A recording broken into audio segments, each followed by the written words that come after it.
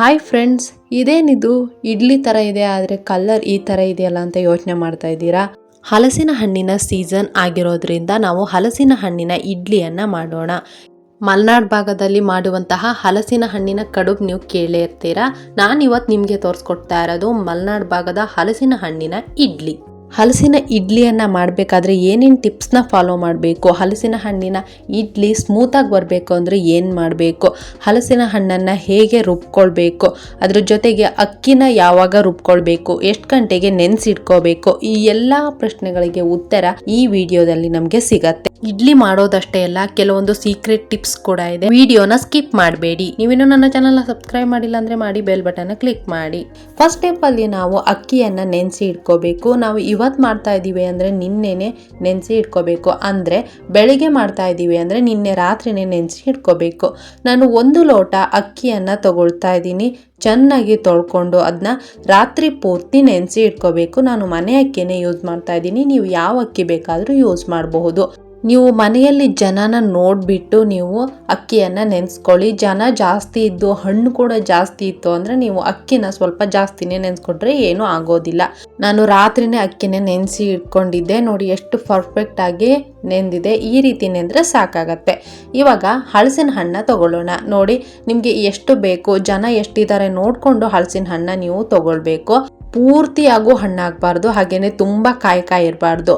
Medium ಸೈಜಲ್ಲಿ ಹಣ್ಣಾಗಬೇಕು. ಆವಾಗ ತುಂಬ ರುಚಿಕರವಾಗಿರುತ್ತೆ ಇಡ್ಲಿ. ಮತ್ತು ನಾನು ಬಕ್ಕೆ ತೊಗೊಂಡಿದ್ದೀನಿ. ನೀವು ಬಕ್ಕೆನಾದರೂ ತೊಗೊಳ್ಳಿ, ಬಿಳನ್ನಾದರೂ ತೊಗೊಳ್ಳಿ, ಯಾವತ್ತು ಸಿಗತ್ತೆ ಅವು ಎಲ್ಲವೂ ತುಂಬ ಚೆನ್ನಾಗಾಗತ್ತೆ. ಪೂರ್ತಿ ಹಣ್ಣಾಗ್ಬಿಟ್ರೆ ಸ್ವಲ್ಪ ನೀರಾಗಿಬಿಡತ್ತೆ. ಅದಕ್ಕೋಸ್ಕರ ರುಚಿ ಹೀಗೆ ಇರುತ್ತೆ. ಒಂದು ಜಾರ್ಗೆ ಇದಷ್ಟು ಹಾಕ್ಕೊಳ್ತಾ ಇದ್ದೀನಿ. ಹಾಕ್ಕೊಂಡ್ಬಿಟ್ಟು 2 ಏಲಕ್ಕಿ 2 ಲವಂಗವನ್ನು ಹಾಕ್ಕೊಳ್ತಾ ಇದ್ದೀನಿ. ಅದ್ರ ಜೊತೆಗೆ 1 ಬೌಲ್ ಬೆಲ್ಲವನ್ನು ಹಾಕ್ಕೊಳ್ತಾ ಇದ್ದೀನಿ. ಹಾಕ್ಕೊಂಡು ಚೆನ್ನಾಗಿ ರುಬ್ಕೊಳ್ಳಿ. ಒಂದು ಮೇಯ್ನ್ ಥಿಂಗ್ ಏನಂದರೆ ನೀವು ನೀರನ್ನ ಸೇರಿಸ್ಕೊಳ್ಳೇಬಾರ್ದು, ನೀರನ್ನ ಮುಟ್ಲಬಾರ್ದು. ಈ ಬೆಲ್ಲದ ರಸದಲ್ಲೇ ಇವಾಗ ಅಕ್ಕಿಯನ್ನು ನಾವು ತಿರ್ಸ್ಕೊಳ್ಬೇಕು. ತುಂಬ ರುಚಿಕರವಾಗತ್ತೆ ಇಡ್ಲಿ. ತುಂಬ ಅದ್ಭುತವಾದ ಟೇಸ್ಟ್ನ ಕೊಡುತ್ತೆ ಈ ರೀತಿ ಮಾಡಿಕೊಂಡ್ರೆ ನೀವು. ಹಾಗೆ ಸಪ್ರೇಟಾಗೂ ನೀವು ಮಿಕ್ಸಿನ ಮಾಡ್ಕೊಳ್ಬಹುದು, ಅದು ತುಂಬ ಚೆನ್ನಾಗಾಗತ್ತೆ. ಆದರೆ ಇದು ತುಂಬ ರುಚಿಕರವಾಗುತ್ತೆ. ನೋಡಿ, ನೀವು ಪೂರ್ತಿಯಾಗಿ ದೋಸೆ ಹಿಟ್ಟಿನ ಹದಕ್ಕೆ ತಗೊಳ್ಬಾರ್ದು. ನೀವು ಇಡ್ಲಿ ಹೇಗೆ ಮಾಡ್ತಿರಲ್ಲ ಅದೇ ಹದಕ್ಕೆ ನೀವು ಅಕ್ಕಿಯನ್ನು ತಿರ್ಸ್ಕೊಳ್ಬೇಕು. ತುಂಬ ನುಣ್ಣಗಾಗ್ಬಿಟ್ರೆ ಅಷ್ಟು ರುಚಿಯಾಗಿ ಬರೋದಿಲ್ಲ. ಯಾಕಂದರೆ ನೀವು ಅನ್ನ ಹಾಕಿರಲ್ಲ, ಅದಕ್ಕೋಸ್ಕರ ಬರೀ ಅಕ್ಕಿ ಮಾತ್ರ ಹಾಕಿರ್ತೀರ. ಪೂರ್ತಿ ನುಣ್ಣಗೆ ಮಾಡ್ಕೋಬೇಡಿ. ಇದು ರಾತ್ರಿ ಪೂರ್ತಿ ಇಡಬೇಕು. ಇವಾಗ ಒಂದು ಚಿಟಿಕೆ ಉಪ್ಪನ್ನ ಹಾಕಿಬಿಟ್ಟು ಇಡಬೇಕು. ನಾವು ಇಲ್ಲಿ ಬೆಲ್ಲವನ್ನು ಹಾಕಿರ್ತೀವಲ್ಲ, ಉಪ್ಪನ್ನ ಚಿಟಿಕೆ ಅಷ್ಟೇ ಹಾಕ್ಕೊಳ್ಬೇಕು. ಇವಾಗ ಒಂದು ಪ್ಲೇಟ್ನ ಮುಚ್ಚಿಬಿಟ್ಟು ರಾತ್ರಿ ಪೂರ್ತಿ ಇಟ್ಟು ಬೆಳಗ್ಗೆ ಈ ಹಿಟ್ಟು ಹೇಗಾಗಿದೆ ಅಂತ ನಾನು ನಿಮಗೆ ತೋರಿಸ್ಕೊಡ್ತಾ ಇದ್ದೀನಿ. ನೋಡಿ, ಇವಾಗ ಬೆಳಗ್ಗೆ ಯಾವ ರೀತಿ ಹಿಟ್ಟಾಗಿದೆ ಅಂತ ನಾನು ನಿಮಗೆ ತೋರಿಸ್ಕೊಡ್ತಾ ಇದ್ದೀನಿ. ನೋಡಿ ಎಷ್ಟು ಚೆನ್ನಾಗಿ ಹಿಟ್ಟು ಬಂದಿದೆ ಅಂತ ನೀವೇನೋ ನೋಡಬಹುದು, ಎಷ್ಟು ಚೆನ್ನಾಗಿ ಉಬ್ಬಿದೆ ಅಂತ ನೋಡ್ಬೋದು. ಇಲ್ಲಿ ತನಕ ನಾವು ಸ್ವಲ್ಪನೂ ನೀರನ್ನ ಸೇರಿಸಿಲ್ಲ, ನೀವು ಕೂಡ ಸೇರಿಸ್ಬೇಡಿ. ಇವಾಗ ನೋಡ್ಕೊಳ್ಳಿ, ನಮಗೆ ತುಂಬ ಗಟ್ಟಿ ಅಂಟಾಯಿತು ಅಂದರೆ ಸ್ವಲ್ಪ ನೀರನ್ನ ಸೇರಿಸ್ಕೊಳ್ಬೇಕಾಗತ್ತೆ. ಅದಕ್ಕಿಂತ ಮುಂಚೆ ನಾವಿಲ್ಲಿ ನೋಡಿ ಹುರಿದಿರುವಂತಹ ಶೇಂಗಾವನ್ನು ತಗೊಳ್ತಾ ಇದ್ದೀನಿ. ನೋಡಿ ಈ ರೀತಿ 2 ಭಾಗ ಮಾಡಿರಬೇಕು. ನೀವು ಇಡೀ ಶೇಂಗಾನೇ ಹಾಕ್ಕೊಳ್ಬೇಡಿ, ಚೆನ್ನಾಗಾಗಲ್ಲ. ಈ ರೀತಿ ಮಾಡಿಕೊಂಡ್ರೆ ತುಂಬ ಚೆನ್ನಾಗಾಗತ್ತೆ. ಇವಾಗ ನಾವು ಶೇಂಗಾವನ್ನು ಹಾಕ್ಕೊಳ್ಳೋಣ. ಅದ್ರ ಜೊತೆಗೆ ಕಾಯಿ ತುರಿಯನ್ನು ಹಾಕ್ಕೊಳ್ತಾ ಇದ್ದೀನಿ. ನಾನು ಹಸಿ ಕಾಯಿ ತುರಿನ ಬಳಸ್ತಾ ಇದ್ದೀನಿ. ನೀವು ಬೇಕಿದ್ರೆ ಒಣ ಕಾಯಿ ತುರಿನೂ ಬಳಸ್ಬೋದು. ಅದ್ರ ಜೊತೆಗೆ ನೀವು ಒಣ ಕಾಯಿ ತುರಿನ ಹೆಚ್ಕೊಂಡು ಸಣ್ಣ ಪೀಸ್ ಆಗಿ ಮಾಡ್ರು ತುಂಬ ಚೆನ್ನಾಗಾಗತ್ತೆ. ಅದು ಕೂಡ ತುಂಬ ಚೆನ್ನಾಗಾಗತ್ತೆ. ಇವಾಗ ಚೆನ್ನಾಗಿ ಎಲ್ಲವನ್ನು ಮಿಕ್ಸ್ ಮಾಡ್ಕೊಳ್ಳೋಣ. ನೀರಿನ ಅಂಶ ಬೇಕಾ ಏನು ಅಂತ ನೀವು ಮಿಕ್ಸ್ ಮಾಡಬೇಕಾದ್ರೆ ಗೊತ್ತಾಗತ್ತೆ. ನೋಡಿ, ಇವಾಗ ನನಗೆ ನೀರು ಸ್ವಲ್ಪ ಬೇಕು, ಅದಕ್ಕೋಸ್ಕರ ನಾನು ಸಣ್ಣ ಲೋಟದಲ್ಲಿ ಅರ್ಧ ಲೋಟ ನೀರನ್ನ ಹಾಕ್ಕೊಳ್ತಾ ಇದ್ದೀನಿ.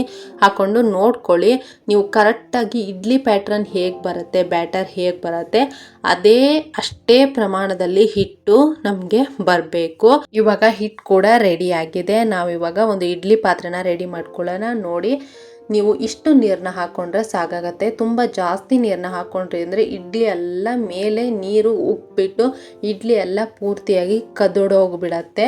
ಅದಕ್ಕೋಸ್ಕರ ಇವಾಗ ಒಂದು ಇಡ್ಲಿ ಪಾತ್ರೆನ ತಗೊಂಡು ಅದಕ್ಕೆ ನೀರನ್ನ ಹಾಕಿಬಿಟ್ಟು ಇಡ್ಲಿ ಮೋಲ್ಡ್ನ ಈ ರೀತಿ ಸ್ವಲ್ಪ ಎಣ್ಣೆಯನ್ನು ಹಚ್ಕೊಂಡು ಎಲ್ಲವಕ್ಕೂ ಎಣ್ಣೆಯನ್ನು ಹಚ್ಕೊಳ್ತಾ ಇದ್ದೀನಿ. ಹಚ್ಕೊಂಡು ನಾವು ರೆಡಿ ಮಾಡ್ಕೊಂಡಂತಹ ಹಿಟ್ಟನ್ನ ಒಂದೊಂದಾಗಿ ಇಡ್ಲಿನ ಹಾಕ್ಕೊಳ್ತಾ ಹೋಗೋಣ. ನೋಡಿ, ಒಂದೊಂದಾಗಿ ಇಡ್ಲಿನ ಹಾಕ್ಕೊಳ್ತಾ ಹೋಗಿ ನೋಡಿ ಎಷ್ಟು ಚೆನ್ನಾಗಿ ಕಲರ್ನ ನೀವೇ ನೋಡ್ಬೋದು, ಎಷ್ಟು ಅದ್ಭುತವಾಗಿ ಬಂದಿದೆ ಅಂತ ನೀವೇನೆ ನೋಡಬಹುದು. ನಾವಿಲ್ಲಿ ಈನೋ ಬಳಸ್ತಾ ಇಲ್ಲ ಅಥವಾ ಸೋಡಾ ಪುಡಿ ಬಳಸ್ತಾ ಇಲ್ಲ, ಏನೂ ಬಳಸ್ತಾ ಇಲ್ಲ, ಆದರೂ ಅಷ್ಟು ಸ್ಮೂತಾಗಿ ಇಡ್ಲಿ ನಿಮಗೆ ಬರುತ್ತೆ. ನೋಡಿ, ಇಲ್ಲೆಲ್ಲ ಮಾಡಿ ಆದಮೇಲೆ ನೀವು ಈ ರೀತಿ ಕುಟ್ಟಬೇಕು, ಇಲ್ಲಾಂದರೆ ಒಳಗೆಲ್ಲ ಗಾಳಿ ಹೋಗಿರುತ್ತೆ. ಅದಕ್ಕೋಸ್ಕರ ನೀವು ಹೀಗೆ ಡೆಕೋರೇಷನ್ಗೆ ಬೇಕಿದ್ದರೆ ಗೋಡಂಬಿಯನ್ನು ಈ ರೀತಿ ನೀಟಾಗಿ ಮೇಲೆ ಇಟ್ಟರೆ ತುಂಬ ಚೆನ್ನಾಗಿ ಕಾಣುತ್ತೆ. ನೋಡೋಕ್ಕೂ ನಮ್ಮ ಕಣ್ಣಿಗೂ ತುಂಬ ಆಕರ್ಷಣೀಯವಾಗಿ ಕಾಣುತ್ತೆ ತಿನ್ನೋದಕ್ಕೆ. ಹಾಗೆಯೇ ರುಚಿನೂ ಅಷ್ಟೇ ಅದ್ಭುತವಾಗಿರುತ್ತೆ. ನೋಡಿ, ಈ ರೀತಿ ಇಟ್ಬಿಟ್ಟು ಇವಾಗ ಒಂದು 15-20 ನಿಮಿಷ ನಾವು ಬೇಯಿಸ್ಕೊಂಡ್ರೆ ಸಾಕಾಗತ್ತೆ.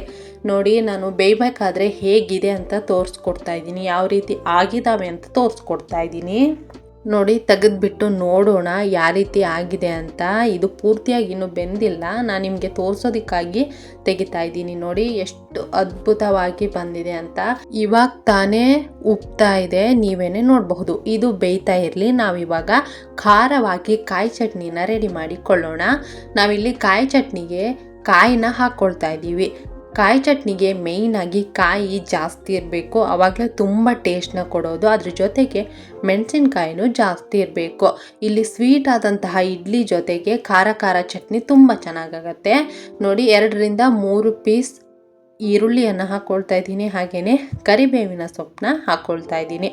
ಅದ್ರ ಜೊತೆಗೆ ಸ್ವಲ್ಪ ಹುಣಸೆ ಹಣ್ಣನ್ನು ನೆನೆಸಿಟ್ಟು ಹಾಕ್ಕೊಳ್ತಾ ಇದ್ದೀನಿ. ಹುಣಸೆ ಹಣ್ಣೆ ತುಂಬ ಟೇಸ್ಟ್ ಕೊಡೋದು, ನೀವು ಒಂದ್ಸಲ ಟ್ರೈ ಮಾಡಿ. ಹಾಗೆಯೇ 3 ಮೆಣಸಿನ್ಕಾಯಿನ ಹಾಕ್ಕೊಳ್ತಾ ಇದ್ದೀನಿ. ನೀವು ಖಾರಕ್ಕೆ ತಕ್ಕಂಗೆ ನೋಡಿಕೊಂಡು ಹಾಕ್ಕೊಳ್ಬೇಕು. ಈ ಮೆಣಸಿನ್ಕಾಯಿ ತುಂಬ ಖಾರ ಇದೆ, ಅದಕ್ಕೋಸ್ಕರ ನಾನು 3 ಮೆಣಸಿನ್ಕಾಯಿನ ಹಾಕ್ಕೊಳ್ತಾ ಇದ್ದೀನಿ. ಅದ್ರ ಜೊತೆಗೆ ರುಚಿಗೆ ತಕ್ಕಷ್ಟು ಉಪ್ಪನ್ನ ಹಾಕ್ಕೊಂಡು ಚೆನ್ನಾಗಿ ನುಣ್ಣಗೆ ಇವಾಗ ನಾವು ತಿರ್ಸ್ಕೊಳ್ಳೋಣ. ತುಂಬ ಟೇಸ್ಟ್ ಆಗುತ್ತೆ. ನೋಡಿ, ತುಂಬ ಫೈನ್ ಪೇಸ್ಟ್ನ ಮಾಡಬೇಡಿ, ಸ್ವಲ್ಪ ತರಿಯಾಗಿ ರುಬ್ಕೊಳ್ಳಿ, ಆವಾಗಲೇ ತುಂಬ ಟೇಸ್ಟ್ನ ಕೊಡೋದು. ನೋಡಿ, ಪರ್ಫೆಕ್ಟಾಗಿ ರೆಡಿಯಾಗಿದೆ. ಕಾಯಿ ಚಟ್ನಿ ತುಂಬಾ ಟೇಸ್ಟ್ ಆಗುತ್ತೆ. ಕಾಯಿ ಚಟ್ನಿ ಮಾತ್ರ ಅಲ್ಲ, ನೀವು ಯಾವ ಚಟ್ನಿ ಬೇಕಾದರೂ ನೀವು ಟ್ರೈ ಮಾಡ್ಬೋದು, ತುಂಬ ಅದ್ಭುತವಾದ ಟೇಸ್ಟ್ನ ಕೊಡುತ್ತೆ. ಇವಾಗ ನಮ್ಮ ಇಡ್ಲಿ ರೆಡಿಯಾಗಿದೆ. ನೋಡಿ ಎಷ್ಟು ಬ್ಯೂಟಿಫುಲ್ಲಾಗಿ, ಎಷ್ಟು ಅದ್ಭುತವಾಗಿ, ಎಷ್ಟು ಉಬ್ಬಿ ಬಂದಿದೆ ಅಂತ ನೀವೇನೆ ನೋಡಬಹುದು.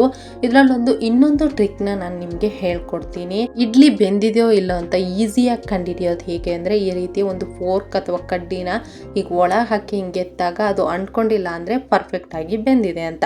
ಮತ್ತೊಂದು ಟಿಪ್ಸ್ ಏನಂದರೆ, ಇಡ್ಲಿ ಚೆನ್ನಾಗಿ ಏಳಬೇಕು ಅಂದರೆ ಏನು ಮಾಡಬೇಕು ಅಂದರೆ, ಈ ರೀತಿ ಒಂದು ಬೌಲ್ನಲ್ಲಿ ನೀರನ್ನ ತಗೊಂಡು ಅದಕ್ಕೆ ಚಮಚನ ಅದ್ಬಿಟ್ಟು ಚೆನ್ನಾಗಿ ಎತ್ತಿದ್ರೆ ತುಂಬ ಈಸಿಯಾಗಿ ನಾವು ಇಡ್ಲಿಯನ್ನು ತೆಗಿಬಹುದು. ಇದೊಂದು ಸಿಂಪಲ್ ಟ್ರಿಕ್ ಅಂತಲೇ ಹೇಳಬಹುದು.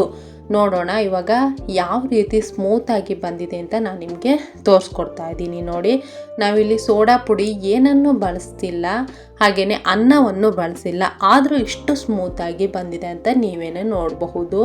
ಈ ರೀತಿ ಹಲಸಿನ ಹಣ್ಣಿನ ಇಡ್ಲಿಯನ್ನು ನೀವು ಈ ರೀತಿ ಟಿಪ್ಸ್ನ ಫಾಲೋ ಮಾಡಿದ್ರಿ ಅಂದರೆ ಪರ್ಫೆಕ್ಟಾಗಿ ನೀವು ಕೂಡ ಮನೆಯಲ್ಲಿ ಹಲಸಿನ ಹಣ್ಣಿನ ಇಡ್ಲಿಯನ್ನು ಮಾಡ್ಕೊಳ್ಬಹುದು.